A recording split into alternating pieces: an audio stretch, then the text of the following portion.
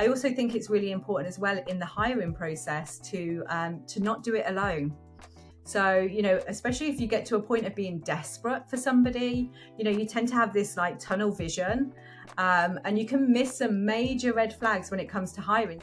I don't like to use the phrase jack of all trades, but if you're constantly looking for somebody who's capable of doing everything, one of two things will happen. Either you won't find somebody because it's too wide and varied, the role, or you'll find somebody that's maybe 10% good at everything, which in fact, again, isn't going to be a good thing for you because at some point the wheels are going to fall off. This is the Field Rocket Podcast. I'm your host, Tulloch Priest, and today we're joined by Sarah from Strategic Coach. Welcome to the show, Sarah. Thank you. Thanks for having me. Yeah, well, thank you for coming. Could you tell us what Strategic Coach is and what your role is within the organization? Yeah, absolutely. So Strategic Coach is a coaching program strictly for entrepreneurs that are running successful businesses. And my role here is to really support those entrepreneurs in between their quarterly workshops with one-to-one focusing calls. And we cover a huge range of topics. So it could be anything from hiring, implementation of various tools and concepts, navigating difficult situations, scaling. Nothing's off the table, really. So I get to see it all, the good, the bad, the ugly. And it's just a joy to be part of such an amazing community. It's quite a unique position because you get to see, I would imagine you get to see kind of people or companies at different kind of stages and, and also kind of when they get stuck, when they kind of hit the ceiling. Mm-hmm. Yeah, absolutely. And to be part of their whole experience, goes full circle. So, quite often companies entrepreneurs will come into the Strategic Coach program with a company and almost be like a solopreneur. They're doing everything themselves. And then, within sort of 12 to 18 months, they've scaled, they've built a team. I've been part of that and the onboarding process and just seen some magnificent stories and, evolution really of the entrepreneurs that I work with. And it's just a really, really amazing thing, like I say, to be part of and to witness and to get to play my part as well in that is phenomenal. And all I do is, you can probably tell, is just listen and talk. However, that's really, really important for yourself and the other entrepreneurs that I work with, because it can be quite lonely running a business. There's not really anybody that typically understands what's going on in your world. So to have somebody like myself where you can just come and unload and know that, it's confidential. I'm going to be here. I'm going to be in your corner. I'll tell you when you're making mistakes. I'm not afraid to do that. But also as well, I'm here to celebrate all the good things that are happening and steer you in the right direction for doing amazing things. That sounds good. You kind of touched on it there slightly. You said about the solo entrepreneurs or kind of sole traders. Today I'd like to talk about hiring. So if you are a solo entrepreneur and your business is growing and you can't actually cover everything, could you kind of run us through how you should actually look for and what to look for when you're actually hiring your first or your 10th sort of employee? Mm-hmm. Yeah, so this is a question I often get asked.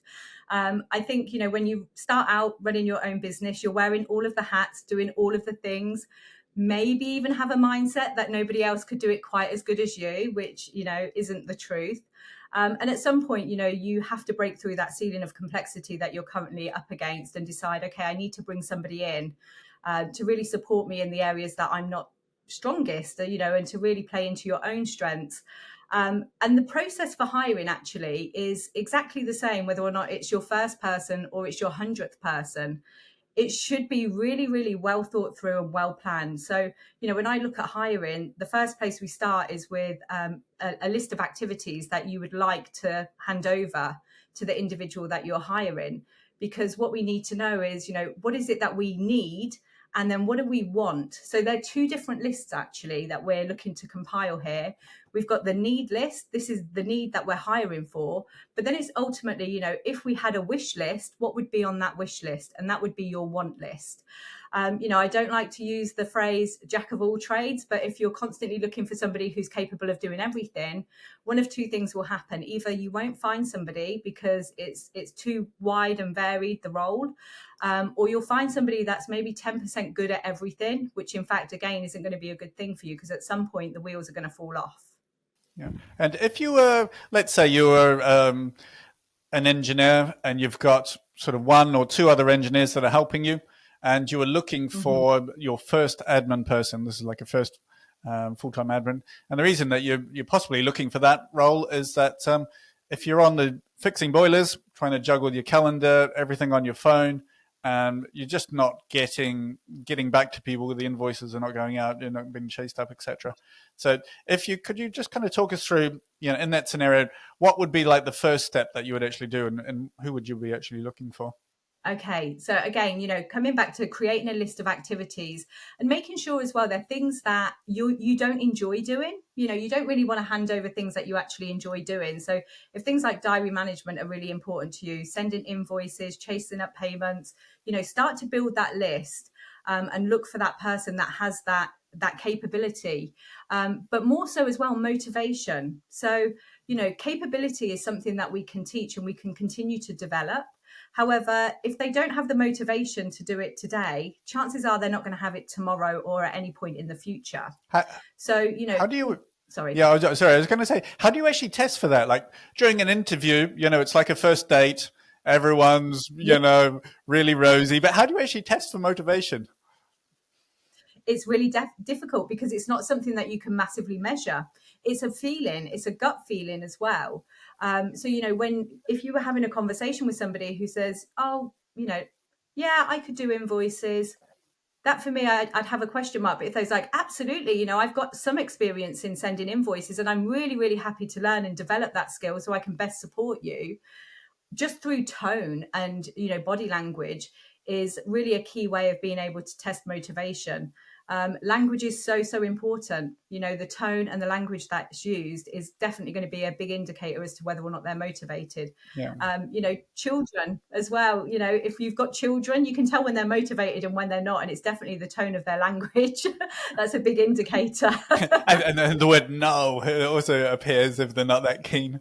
For ourselves, when we actually part of the hiring process, we actually give people when we're actually doing they'll send in the CVs, so we have the job ad up, and we ask for a Loom video, asking for answering some questions. And what we find is that only around about 10% people reply. So that kind of cuts out a few, and then we do an interview, and then we actually do a test project as well.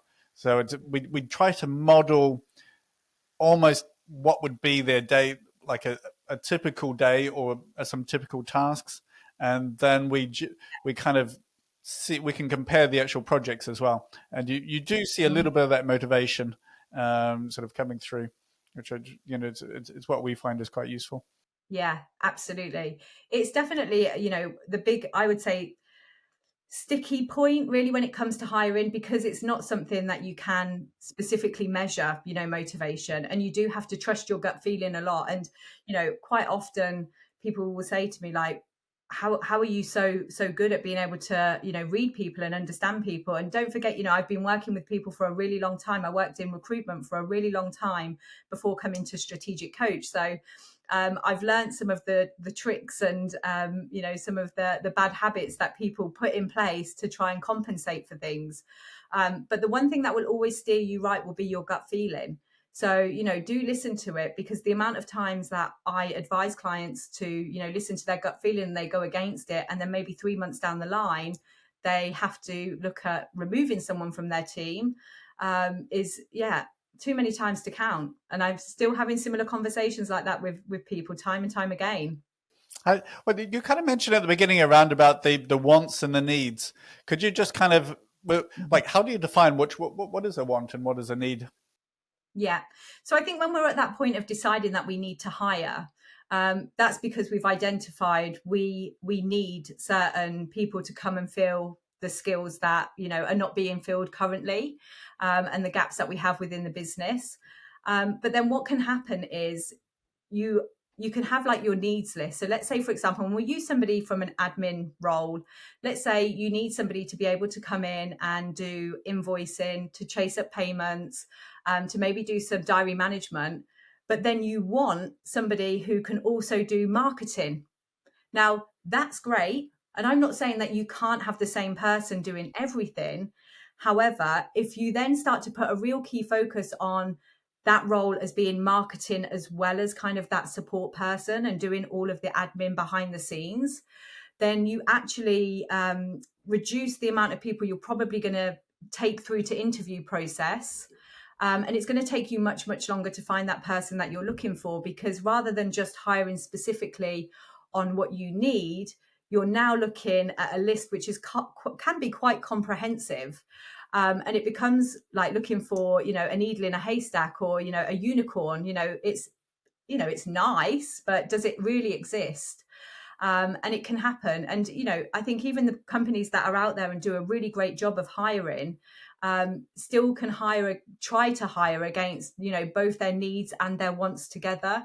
And I think what we need to do when we are hiring is, we have that what we need list.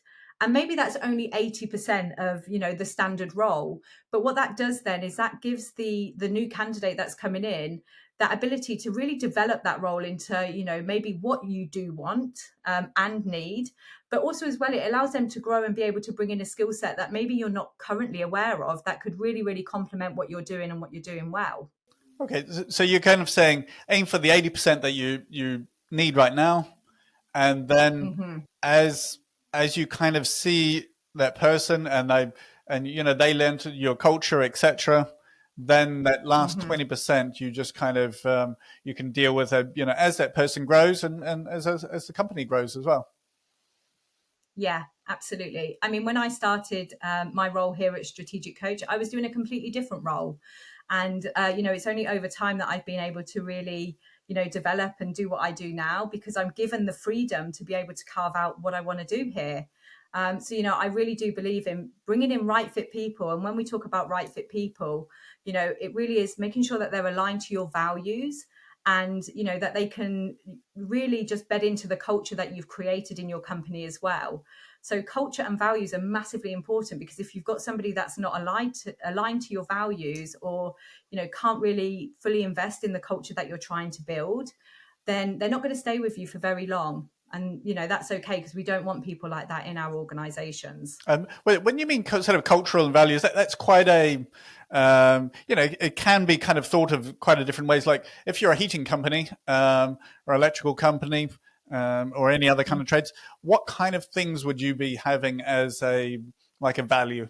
Yeah. So, I mean, showing up on time is probably something for that industry that's really important to them. They want their customers and their clients to know that they are trustworthy, that they do a great job, and that they exceed, expectations. So, if you had somebody that was coming to maybe sort out the electrics, and, they turned up with some sellotape and a pair of scissors, are they going to do a great job?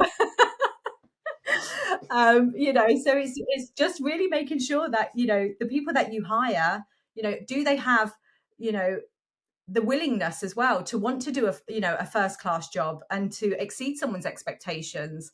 We can't believe that everyone is just like we are. I made that mistake many, many years ago. And, when we are all different, it's not to say that we can't work together, but, there are people in my life, even in my personal life, that are not aligned with my personal core values. So I don't have a relationship with them anymore.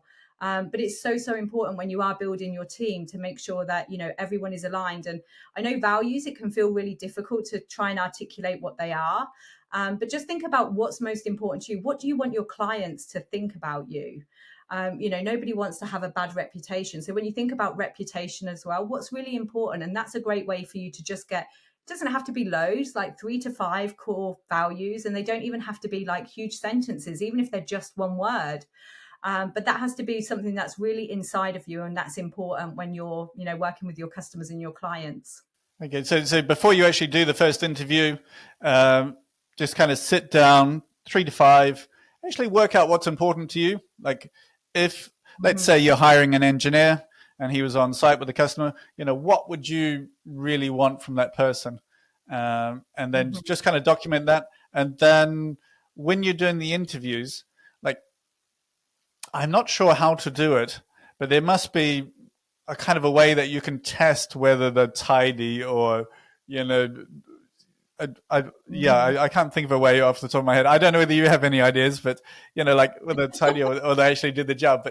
But there must be a way that you can actually test because Well, I would, I think just asking simple questions is a great way to understand like how somebody really shows up and, does the role and does it well.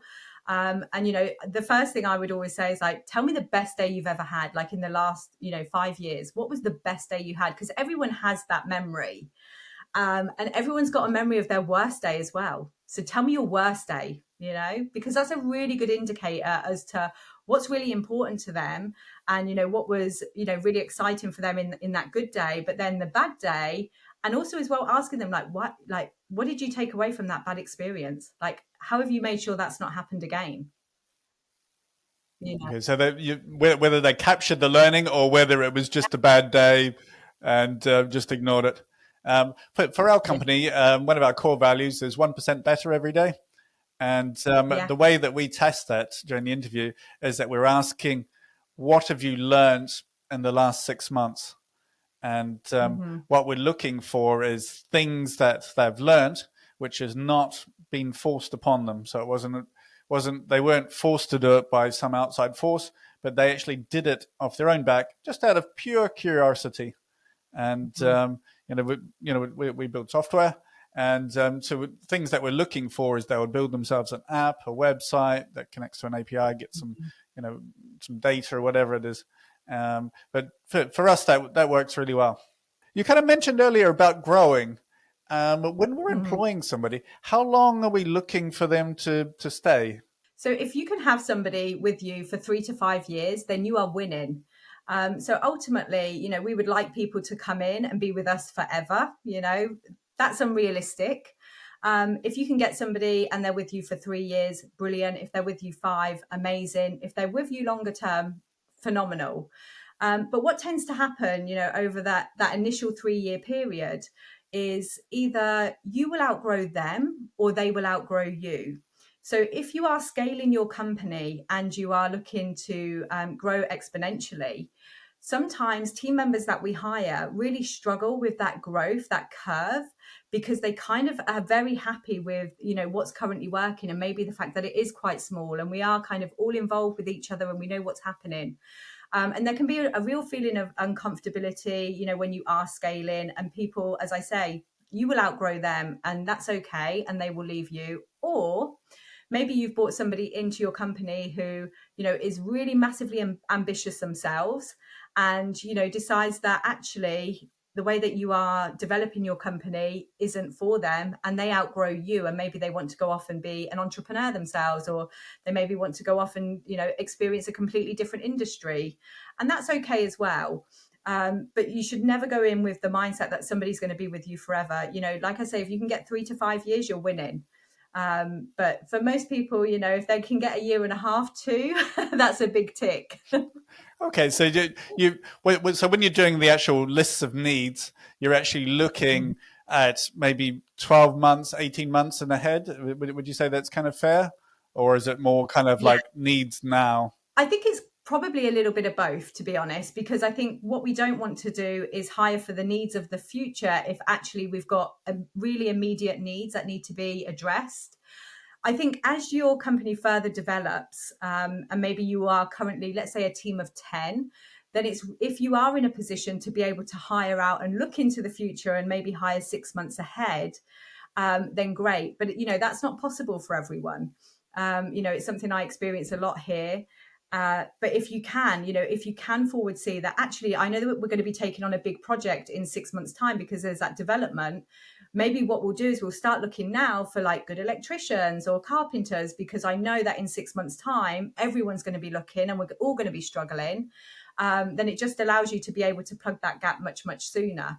But obviously there is an investment involved when you are hiring, and, do you currently have the work, to be able to, facilitate them over that period of time until you do get busy. So it's very much kind of like weighing everything up to see, like, is there actually a benefit here for us? And it's a juggling act. So kind of in summary, if like let's say you're a sole trader or slightly bigger, first thing is jot down some values, things that you just want to see done. And then kind of during the interview, kind of match those up. And you're saying that the most important thing is the motivation, and and those core values, less about the actual skills involved. Is that correct? Yeah, I was, as much as capability is really important and skill set and making sure that they can do the job, it's something that we can develop. So even if someone has just a very basic understanding and knowledge of doing something, at least we can build upon that. You know, we've kind of got to where we are today in life just through learning. So it is something that we can learn and develop over time. But if you are hiring somebody with very little to no motivation, you will really, really struggle. I also think it's really important as well in the hiring process to not do it alone. So, you know, especially if you get to a point of being desperate for somebody, you know, you tend to have this like tunnel vision. And you can miss some major red flags when it comes to hiring. So actually getting support from, you know, it doesn't even have to be somebody that works in your business with you, but just knowing that somebody is there to be able to maybe catch some of the red flags that maybe come up throughout that interview process. They're just really there to feel them out. You know, we want to make sure that we're working with people, you know, that are not going to drive us crazy. So try not to, wherever possible, do interviewing on your own. Like always have at least one other person there. Try to do more than one interview as well. I know it can be difficult, but try to see them on a couple of different occasions with different people with you as well, just in case something comes up that one person misses and somebody else catches. But I know that the industry that you're referring to is quite fast paced. So, you know, it's not always possible. But again, you know, going back to listening to your gut feeling, you know, is going to be really, really important as well. Yeah, I think that's a very good point. We do a trial day, so you can, it's paid. We pay for the people's time, and you just get to spend a bit more time with them, which is really good. Mm-hmm. And it's just really important because you, like during that first interview, it's very artificial. But when you actually see somebody actually working, and you know, you kind of know that you're a better fit as well. Yeah, absolutely. I also think as well, you know, having something that's really relaxed and, you know, just sort of like a walk and a talk and grab a coffee is a great way to see somebody like in their natural state as well. Because, you know, if you feel that you're coming for a first or a second interview, as you say, it does feel very artificial. It's almost like they're prepped and rehearsed for that experience. Whereas if you just say, okay, so, you know, great, let's just, next time I see you, I'd love us to just go and grab a Starbucks or a Costa, and let's just go for a walk and just get to know each other like on a personal level. Because that again can be like a real insightful experience as to whether or not we want to be working with this person. Mm-hmm. That sounds very good. Well, thank you very much for your help today. So that was very good. And yeah, we really appreciate your time. Thank you. Thanks, Tulloch. Take care.